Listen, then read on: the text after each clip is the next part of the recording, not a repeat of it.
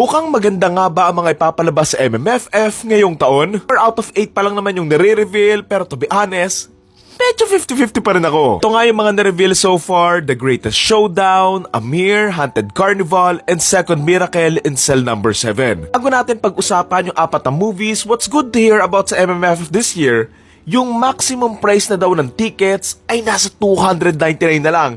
So, pwede na rin. Hindi na daw lalagpas sa 299 and pwede pa nga bumaba. Depende kung nasaan ka nga manonood. Okay, so ngayon, isa-isayin na nga natin yung mga movies and pag-usapan natin. Pansin ko nga, sobrang bigatin ng mga artista ng mga movies na to. Pero again, if pangit din naman yung story, then wala din kwenta yung cast.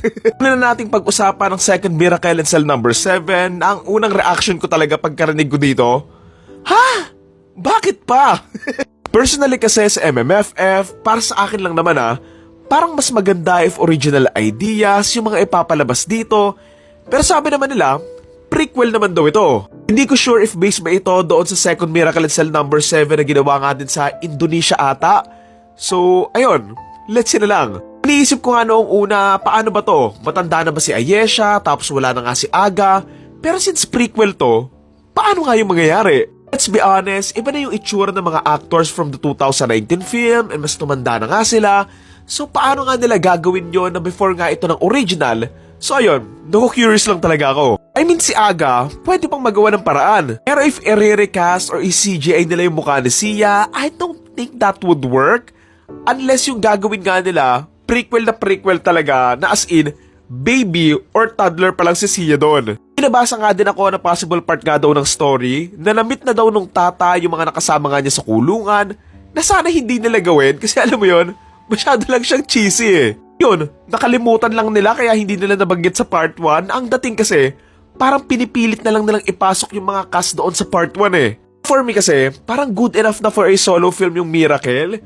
Pero sa bagay, kung magagawa naman nila ng paraan at maganda yung magiging story nito, sige, tignan natin. Second is Amir and I'm looking forward for this one kasi okay naman yung Green Bones and Firefly eh. I think this film would have the same vibes sa mga previous film nga na Zigdulay, like the Green Bones and Firefly nga. And I'm excited kung ano yung bago niyang magagawa dito. Ayon sa nabasa ko online, tungkol daw ito sa isang pamilyang makakaranas ng matinding pagsubok kung saan masusubukan nga yung puso, paniniwala at katapangan ng bawat isa sa kanila. Getting the feeling na may konting magical vibes tong film na to, pero I don't know yet. Seeing na again it's about family and Filipino culture and tradition, so ayun yung aabangan ko rin dito.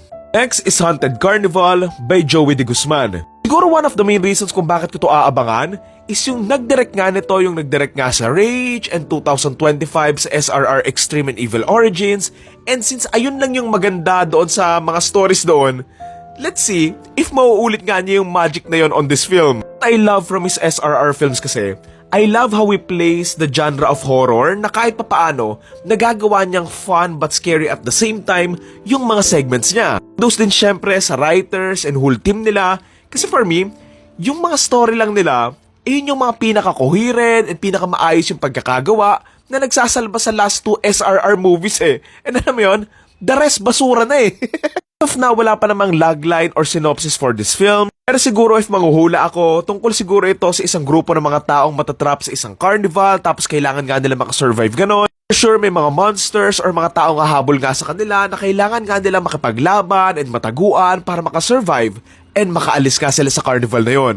Na maganda yung PD nila dito and yung look nga ng mga monsters katulad ng mga nagawa nga nila doon sa mga nagawa nila sa mga SRR films. Siguro dito challenge si Joey De Guzman since hindi na nga ito short film, isang buong movie na to. Kasi hindi ko rin masyado nagustuhan yung Day Zero niya eh. So let's see if sa isang buong movie, magagawa niya yung nagawa niya doon sa mga SRR films niya. Yun lang, tingnan natin. Okay, last na tayo kay Vic and Vice na The Greatest Showdown. Kung ito hindi kumita ng malaki, ewan ko na lang. Hakot na nito lahat, pati mga nanay eh. Ang direktor nito ay si June Robles Lana and given his last 2 films, I'm curious kung ano yung magagawa niya dito. Grabe, Vic Soto and Vice na yan, so for sure, comedy drama ulit to. Given na parehas nga silang ma-experience na sa ganitong genre, malaki yung tsansa na magiging maganda rin naman to. Enjoy naman ako sa Kingdom and sa Breadwinner and Call Me Mother, pwede na. So it's interesting na nagkasama nga sila ngayon. I'm curious kung saan tungkol yung kwento na to kasi nga may mga nababasa ako na possible nga na about elections or politicians.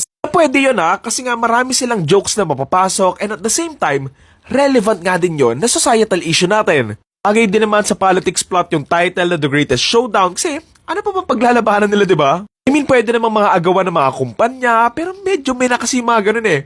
Mas maganda if politics plot kasi nga mas kukonekta siya sa mga Filipino. And also, magandang paglaruan nga yung story. So yun, iniintay ko nga rin yung 4 pang ipapalabas nga sa MMFF this year and abangan natin. Once na ma-release na yung next na 4, gagawan ko din yon. And kapag na-release na nga yung trailers ng 8 movies na to, irarank natin siya based on the trailer. But if you would ask me alin dito yung aabangan ko, parang lahat to papanoorin ko on the first day if kaya.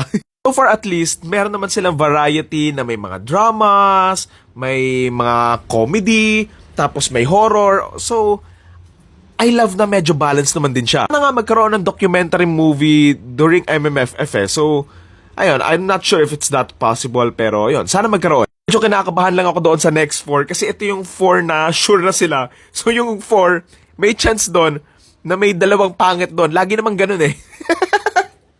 May 2 basura ganun or isa. Pero ayun, kayo ba? Alin dito yung aabangan nyo so far? Let me know. Thank you.